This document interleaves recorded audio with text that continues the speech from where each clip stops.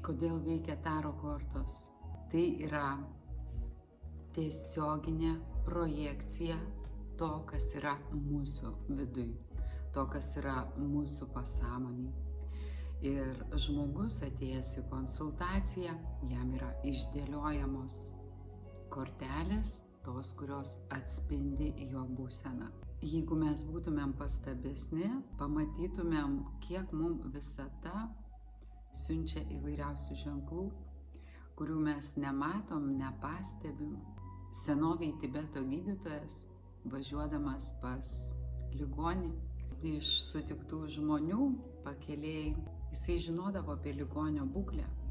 Ar jisai sunkiai serga, ar jisai išgyvens. Būti atidesniem, budriem, labiau koncentruotis į tai, ką mes darom šiuo metu.